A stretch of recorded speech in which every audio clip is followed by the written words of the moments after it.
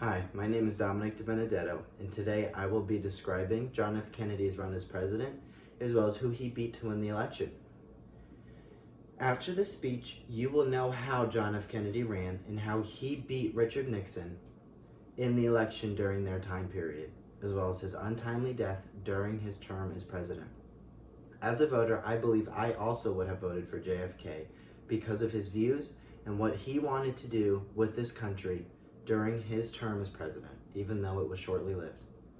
In an article titled "The Drama Behind President Kennedy's 1960 Election Win," Kennedy defeated Nixon when voters were finally counted in the Electoral College by a margin of 303 to 219. But in the popular vote, Kennedy won by just 112,000 votes out of 68 million, or a margin of 0.2%. I would like to introduce to you John F. Kennedy, the 35th President of the United States, who served from 1961 until his untimely death in 1963. During his time as president, he was in control of dealing with the Soviet Union during the peak of the Cold War. I will share with you John F. Kennedy's biography from the time he began his term and the end of his term due to his untimely assassination. First, let me tell you about John F. Kennedy and his biography. John F. Kennedy was a driven man who accomplished many things from his time as president from 1961 until 1963. I will start with his first year as president. According to an article titled "The White House," during his first year after his election, he wished America to resume its old mission as the first nation dedicated to the revolution of human rights.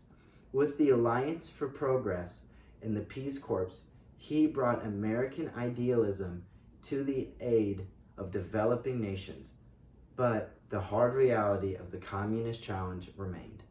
He then had to put all of his time and effort into the Cold War in Soviet Russia.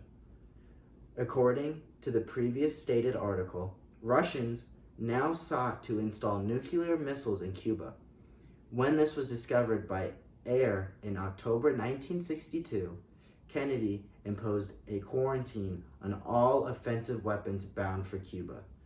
Kennedy now contended that both sides had a vital interest in stopping the spread of nuclear weapons and slowing the arms race, a contention which led to the Test Ban Treaty of 1963. I will now discuss the end of his presidency. John F. Kennedy ended the Cold War. After the stop of any nukes being dropped from any party, JFK sat with leaders in Soviet Union where they came to an agreement to end the Cold War. This is when Cuban blockade was lifted on JFK's orders, and it seemed that the world took a deep breath from all the chaos that was taking place. Because of this achievement, JFK is thought to be one of the greatest presidents of all time because of how radical his views were compared to any president before him or after. It also showed how great of a leader he was during this chaotic time. Now I will tell you about the end of JFK's life. I will discuss the 5 moments leading to his untimely death and how it could have been prevented. According to an article titled "JFK Key Events," written by Miller Center, the President and First Lady had gone to Texas in an attempt to bolster Democratic support for his presidency in the South when JFK was assassinated. I will describe the moments that led up to this moment of his untimely assassination. JFK and his wife were in an open limo where they were vulnerable to an attack. Lee Harvey Oswald was perched in a hotel room with his rifle aimed and ready for an attack. Because of the open limo and Secret Service being behind the car and on the streets, they never saw the attempt coming from Lee Harvey Oswald.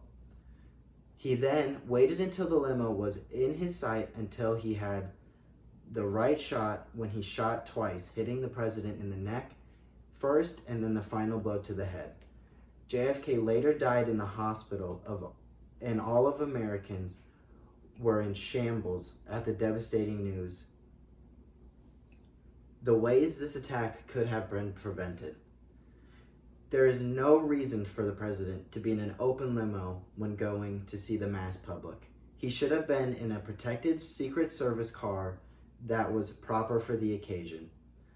There should have been better clearance in the area so Lee Harvey was never able to set up his attack in the first place. The entire drive should have been cleared by Secret Service before the car was able to move forward, so this could have been avoided completely. In conclusion, I hope you enjoyed learning about JFK and his time as president. You now have heard about JFK's time as president and what he had accomplished before his untimely death in that limo. The next time a president thinks it is a smart thing to ride through a town in an open limo, I hope the Secret Service reminds him or her what could happen if that choice is made, because he would not want to lose another president in the same way.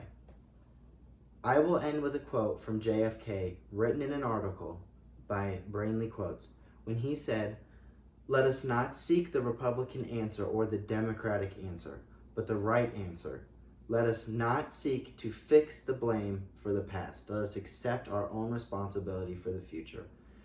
In my opinion, I believe John F. Kennedy did a lot in his 2 years that he had as president.